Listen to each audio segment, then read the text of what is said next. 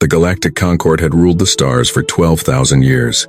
They were a group of powerful alien species who believed they were better than everyone else. They made the laws. They controlled the trade.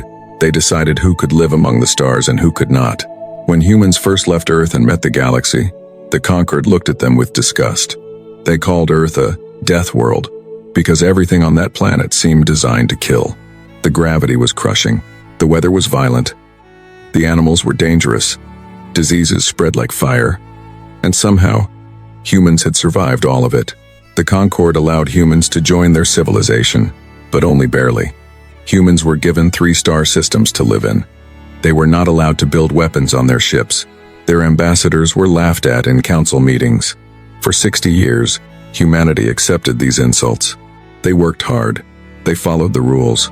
They hoped that one day, the galaxy would accept them as equals. That hope died on a cold morning in space. Commander Yara Chen stood on the bridge of her ship, the HSV Perseverance.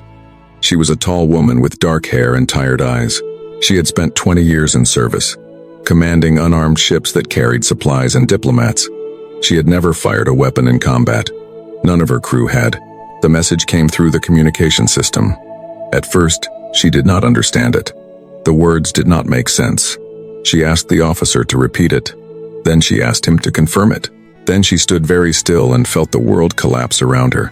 New Eden was gone. New Eden was humanity's largest colony outside Earth.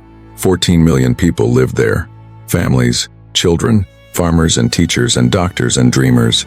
They had built cities and planted forests. They had created a new home among the stars. The Concord fleet had arrived without warning.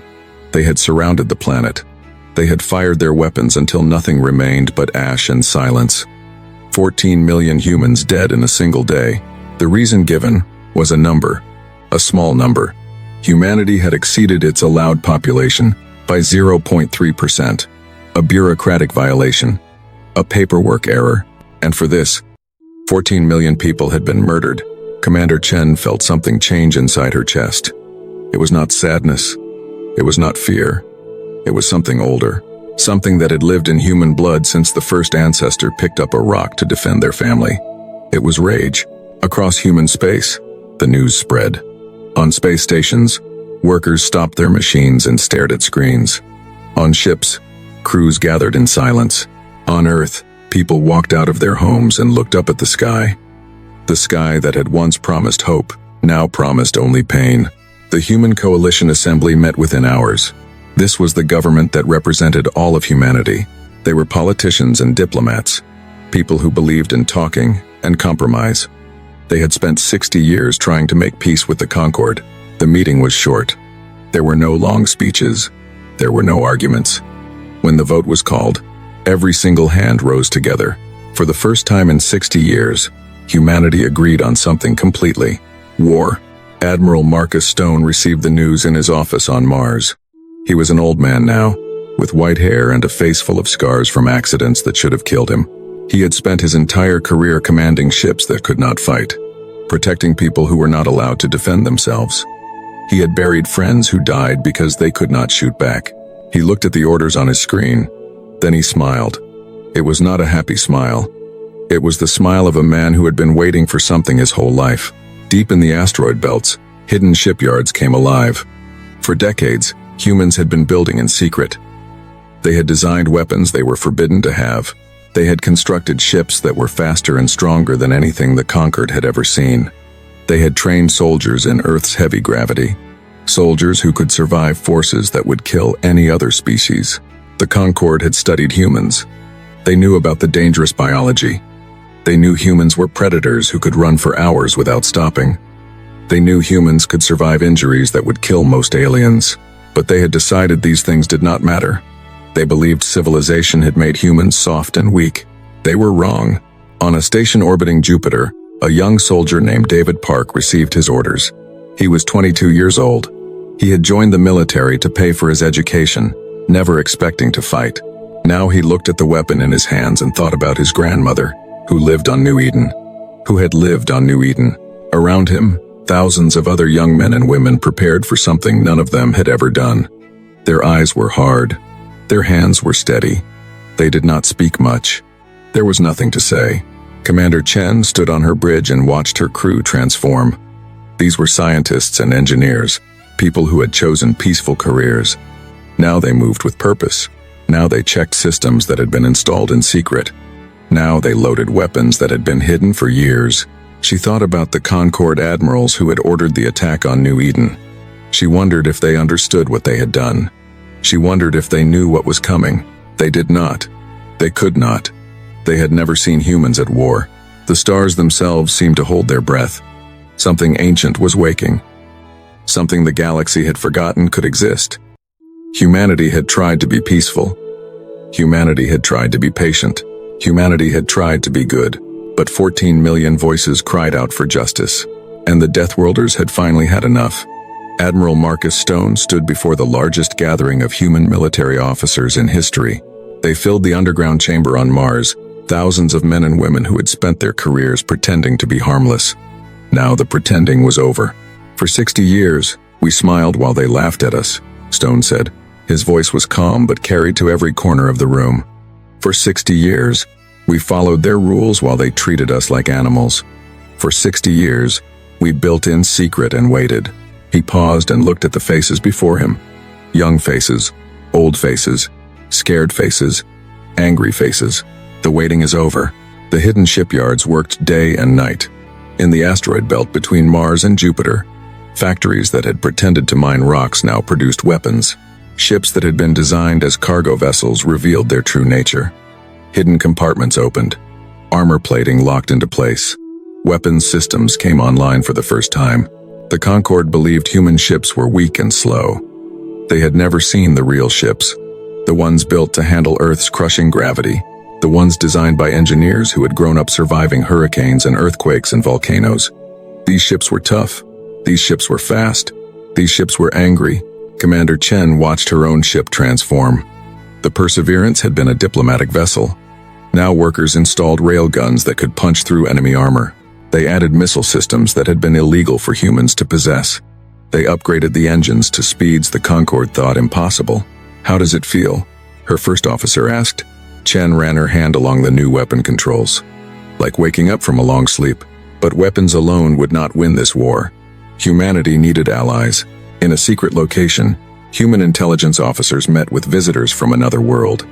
The Velkari were thin creatures with gray skin and large, sad eyes. Their homeworld had been conquered by the Concord 1,000 years ago. They had been slaves ever since. We heard what they did to your colony, the Velkari ambassador said. We know that pain. We have lived with it for generations. The human officer nodded. Will you help us? The Velkari was quiet for a long moment. Then he reached into his robe and pulled out a data chip. This contains the locations of every Concord military base within 50 light years. We have been collecting this information for centuries, waiting for someone brave enough to use it. The alliance grew. The Rithani were an aquatic species who lived in vast underwater cities. 300 years ago, the Concord had poisoned their oceans, killing billions. The survivors had never forgotten. They offered their ships and their knowledge of Concord weaknesses. The Thornaki were massive creatures covered in natural armor. The Concord had used them as soldiers, forcing them to fight and die in wars that were not their own. Now they wanted revenge. One by one, the oppressed species of the galaxy found their courage. Humans had given them something they had lost long ago. Hope. On Earth, the training camps were full. Young men and women learned to fight in ways their ancestors would have recognized.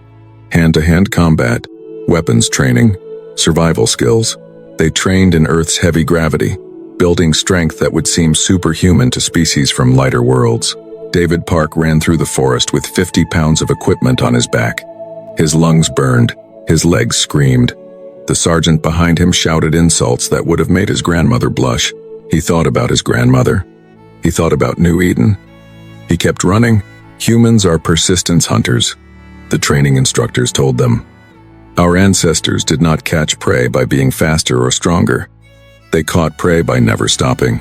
They chased animals for days until the animals collapsed from exhaustion. That is your heritage. That is your weapon. You do not stop. Ever. The Concord had no idea what was coming. Their spies reported increased activity in human space, but the ruling council dismissed the concerns. Humans were primitives from a death world. They had no real military experience. They would make noise and eventually accept their place. High Counselor Tethmoran of the Etherian species addressed his colleagues. The humans are emotional creatures. They are angry now. But anger fades. We will wait them out. In a year, they will come crawling back, begging for forgiveness. The other council members agreed. They had ruled the galaxy for 12,000 years. They had crushed rebellions before. Humans were nothing special. They did not know about the hidden ships. They did not know about the secret alliances. They did not know about the soldiers training in Earth's crushing gravity, becoming stronger than any warrior the galaxy had ever seen. And they did not know about Operation First Strike. Admiral Stone reviewed the battle plans one final time. The attack would hit 15 Concord military stations at the same moment. It would be fast and brutal. It would announce to the galaxy that humanity was done being quiet. "Are the crews ready?" he asked. "Yes, Admiral, they are eager." Stone thought about the 14 million dead on New Eden. He thought about 60 years of insults and restrictions. He thought about what would happen when the galaxy finally saw what humans could do. "Then give the order," he said. "Let's remind the universe why they called Earth a death world." Across human space, engines roared to life. Weapons charged. Crews took their positions. The largest military operation in human history was about to begin. The conquered had made humanity beg for scraps. They had murdered millions for a paperwork error. They had laughed and called humans animals. They were about to learn the truth. Animals from death worlds did not beg. They did not forgive. They did not forget. They hunted. Admiral Tethvoran commanded the Concord fleet at Nexus Prime with complete confidence. 200 warships floated in perfect formation around the massive space station. His crews were trained professionals. His weapons were the finest in the galaxy. He had crushed rebellions before. When his sensors detected the human fleet approaching, he almost laughed. 30 ships against 200. The humans were even more foolish than he had thought. "Open a channel," he ordered. "I will give them one chance to surrender." Before he could speak, the human ships did something impossible. They accelerated at speeds that should have crushed their crews into paste. They split into groups and came at his fleet from multiple directions at once. They moved like nothing he had ever seen. "What are they doing?" Tethvoran asked. "Those acceleration forces would kill any living creature." His tactical officer stared at the screen with wide eyes. "Admiral, they are not dying. They are still accelerating." The battle lasted 14 minutes. Human ships tore through the conquered formation like wolves through sheep. Their weapons punched through shields that were supposed to be unbreakable. Their pilots performed maneuvers that no sane being would attempt. They twisted and spun and danced through enemy fire with impossible grace. Commander Chen gripped her chair as the Perseverance dove straight at an enemy battleship. Her body felt like it weighed 3 times its normal weight. The acceleration pressed her into her seat. Any Concord species would have passed out. Any Concord species would have died. But humans had evolved on a death world. Humans were built to survive. "Fire all weapons," she ordered. The Perseverance unleashed everything it had. Missiles and railgun rounds and energy beams slammed into the enemy ship. The battleship broke apart in a flowering explosion of fire and metal. Across the battlefield, the same scene repeated. Human ships destroyed Concord vessels that were 3 times their size. Human crews survived forces that should have killed them. Human weapons tore through armor that had protected Concord ships for centuries. On Tethvoran's flagship, alarms screamed. Reports came in faster than he could process them. Ship after ship was lost. His perfect formation had become chaos. Then the boarding pods hit. Human Marines in heavy armor smashed through his hull. They poured into his ship like an angry flood. They were huge creatures, made bigger by their battle suits. They carried weapons designed for creatures with their impossible strength. The Concord soldiers tried to stop them. They failed. Tethvoran watched the security footage with growing horror. A human Marine took 3 direct hits to the chest and kept fighting. Another lost an arm and used his remaining hand to choke an enemy soldier. They moved through his ship with unstoppable purpose, killing everything that stood in their way. "They don't stop," he whispered. "We kill them and they don't stop." David Park was one of those Marines. He had trained for this moment for 6 months. He had been scared when the battle started. He was not scared anymore. Something had taken over. Something old and primal. The hunting instinct of his ancestors. He saw a Concord soldier raise a weapon. He moved faster than the alien could react. His armored fist crushed the soldier's skull before it could fire. He did not feel guilty. He felt nothing but cold, clear purpose. His squad moved through the enemy ship, deck by deck. They took wounds that would have killed any Concord species. They kept moving. They kept fighting. They did not stop. Teth Voren's final transmission was broadcast across the entire sector. His voice shook with fear and confusion. They don't stop. We kill them and they don't stop. What are these creatures? Then the signal went dead. When the battle ended, 147 Concord ships had been destroyed. 22 had surrendered. The rest had fled. Human losses were 4 ships. The news spread across the galaxy like a shockwave. The Concord had been defeated, not by a superior force, not by luck, by 30 ships crewed by creatures from a death world. Videos began appearing on underground networks. Security footage from destroyed Concord ships. Recordings from the battlefield. Images of human soldiers surviving wounds that should have killed them 3 times over. Images of human pilots laughing as they performed impossible maneuvers. Images of human Marines carrying their wounded, while still returning fire with deadly accuracy. The galaxy watched in shock. This was not what they had been told. The Concord media had called humans primitive and weak.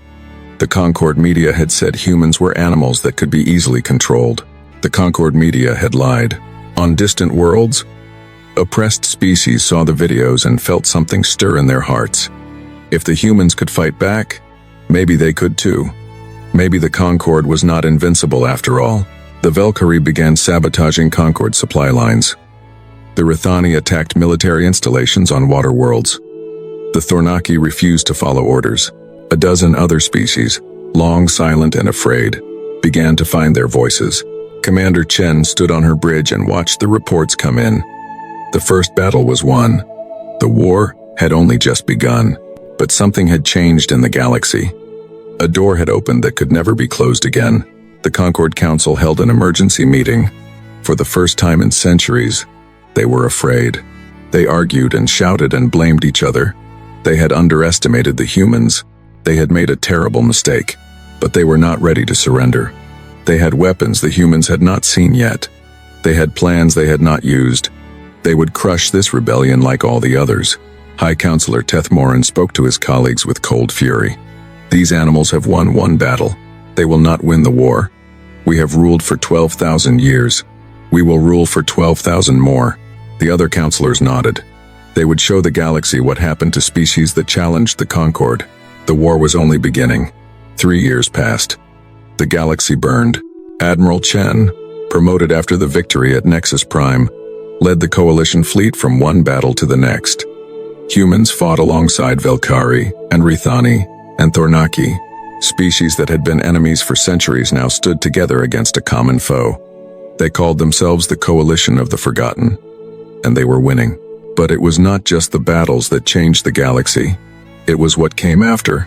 When human forces captured a world, they did not enslave the population. They did not steal resources. They brought doctors and engineers and teachers. They helped rebuild what the war had destroyed. They treated former enemies with a kindness that confused everyone who witnessed it. On the planet Velkar Prime, a human medical team worked day and night to save injured civilians. Many of these civilians had supported the Concord. Many had cheered when New Eden was destroyed. It did not matter. The humans helped them anyway. A young Velkari child asked one of the human doctors why. "We were your enemies," the child said. "Why do you help us?" The doctor, a tired woman with gentle hands, smiled at him. "Because helping people is who we choose to be. War is something we do when we must. Kindness is who we are." This story spread across the galaxy. So did thousands of others like it. The Concord had ruled through fear. Humans inspired through compassion. Species that had planned to resist the coalition changed their minds. Why fight against people who would help you even after you had hurt them? The Concord began to crumble. 3 member species officially left the alliance and joined the coalition. 2 others declared neutrality. They would not send more of their children to die against creatures who seemed impossible to kill. High Counselor Teth Morin watched his empire fall apart. He had ruled the Etherian species for 200 years. He had guided the Concord through countless challenges. He would not let it end like this. "We have one option remaining," he told the council. "The Silence Protocol." The other councilors went pale. The Silence Protocol was their darkest secret. Hidden weapon platforms throughout the galaxy, each one capable of destroying an entire planet. They had built this system 1,000 years ago but had never used it. The threat alone had always been enough.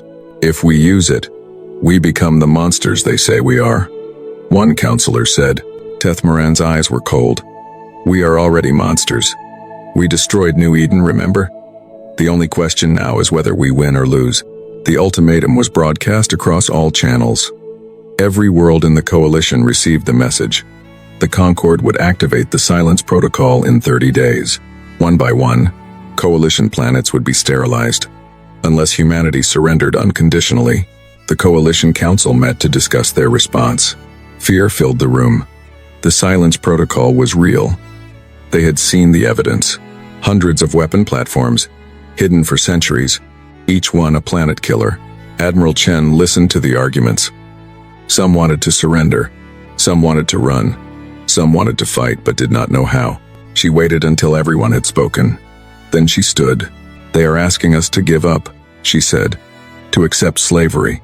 To let them murder us whenever they choose. They think the threat of extinction will break us." She paused and looked around the room. "They still don't understand us. Humans had faced extinction before. Ice ages that froze the world. Plagues that killed half the population. Asteroid impacts that blocked the sun.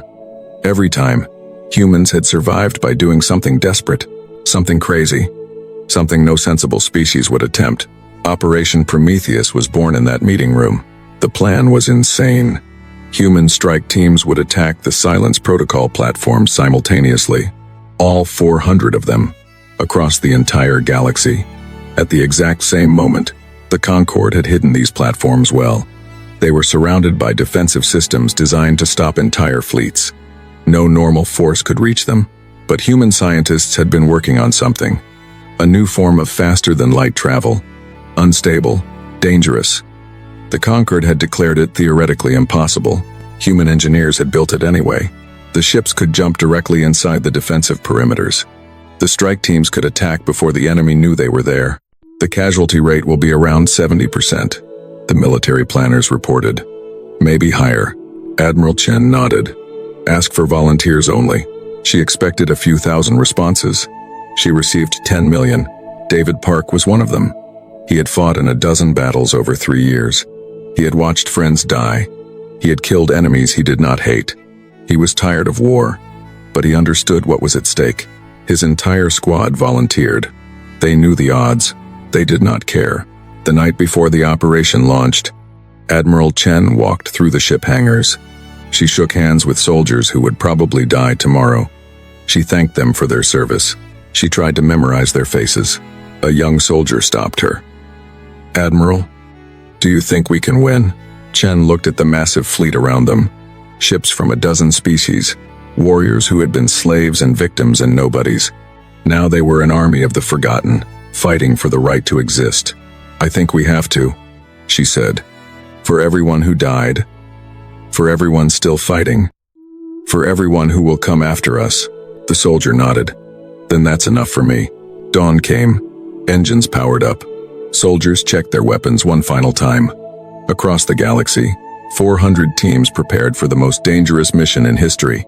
The war's final chapter was about to begin. The universe held its breath. Across 400 star systems, human strike ships powered their experimental jump drives. The technology was untested in combat. Some ships would probably explode the moment they tried to use it.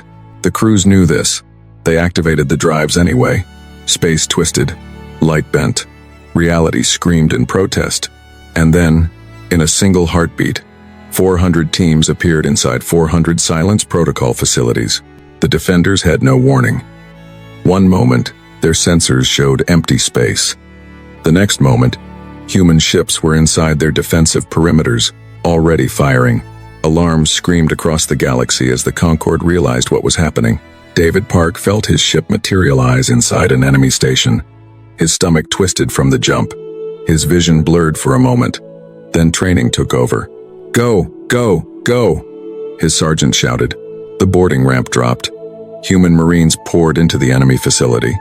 They were met with immediate fire. 3 soldiers fell in the first 10 seconds. The rest kept moving. This was what humans did. They did not stop. They could not stop. Too much depended on this moment. David ran through corridors filled with smoke and screaming. He fired at shapes in the darkness. He felt a shot hit his armor and ignored it. He stepped over fallen friends and kept fighting. There would be time to mourn later. Maybe. The Silence Protocol Control Center was deep inside the station. The enemy knew they were coming and had prepared defenses. Automated guns, elite soldiers, barriers and traps and kill zones. A normal assault would have taken days. The humans reached the control center in 47 minutes. When David burst through the final door, only 6 members of his original squad were still standing. The room was filled with massive computer systems, all connected to the weapon that could destroy planets. A Concord officer pointed a weapon at him with shaking hands. "Stop!" The officer screamed. "You cannot do this. The Etherians will never surrender." David shot the weapon out of his hand. Then he walked to the main console and placed the demolition charge. The timer began counting down. "Maybe not," David said. "But they'll have to do it without this thing." Across the galaxy, similar scenes played out 400 times. Human soldiers fought through impossible defenses. They took terrible losses. They kept fighting. One by one, the Silence Protocol platforms went dark. High Counselor Teth Morin watched the reports with growing horror. 60 platforms destroyed. Then 100. Then 200. His ultimate weapon, his final threat, was being dismantled by creatures who should have been too afraid to fight. "How?" he whispered. "How are they doing this?" His aide had no answer. No one did. The math did not work. The casualties should have broken them. No species would accept such losses for any cause. But humans were not like other species. Humans had evolved on a world that tried to kill them every day. Humans had learned to run toward danger, not away from it. Humans understood that sometimes you had to sacrifice everything to protect what mattered. By the time the sun set on Etheria Prime, 397 Silence Protocol platforms had been destroyed. The remaining 3 had been abandoned by their crews. Operation Prometheus had succeeded, and the Concorde had nothing left. Admiral Chen brought her fleet to Etheria Prime 1 week later. The Etherian military had collapsed. Their allies had abandoned them. Their weapons were gone. The species that had ruled the galaxy for 12,000 years waited in fear for the humans to take their revenge. Chen landed on the planet's surface with a small guard. She walked through the beautiful capital city to the council chamber. The Etherian leaders waited for her, expecting death. She looked at them for a long moment. These were the beings who had ordered the destruction of New Eden. These were the ones who had murdered 14 million innocent people for a bureaucratic violation. Part of her wanted to burn their world the way they had burned hers. But that was not who humans chose to be. "You could have left us alone," Chen said. Her voice was calm but carried throughout the chamber. "We asked for nothing but the right to exist. You answered with genocide." The Etherians said nothing. There was nothing to say. "We answer with mercy," Chen continued. "Not because you deserve it. You don't. But because vengeance would make us what you already think we are. Animals, monsters. We choose to be something better." The Galactic Concorde was dissolved that day. In its place rose the Alliance of Free Worlds. Every species, from every planet, had an equal voice. No more masters. No more slaves. No more death worlds and civilized worlds. Just people trying to build something together. David Park returned to Earth 6 months later. He stood in a field that had once been a training camp and felt the sun on his face. He thought about all the friends he had lost, all the things he had done, all the nightmares he would carry for the rest of his life. A monument stood at the edge of the field. 14 million names were carved into its surface. The dead of New Eden. The reason the war had started. David touched one of the names. His grandmother's name. "We did it," he whispered. "We made them pay. And then we showed them something better." The stars looked different now. Not threatening. Not filled with enemies. Just stars. Full of possibilities. Full of hope. Humanity had come to the galaxy as refugees from a death world. They had been mocked and restricted and finally attacked. They had fought back with everything they had. They had won. But their greatest victory was not the battles they won or the enemies they defeated. Their greatest victory was the choice they made at the end. to show mercy, to build rather than destroy, to prove that creatures from a death world could bring life to the universe. The galaxy would never forget the lesson it had learned. Never corner a death worlder, but also never forget what they could become. Not conquerors, not destroyers, protectors, and that made all the difference.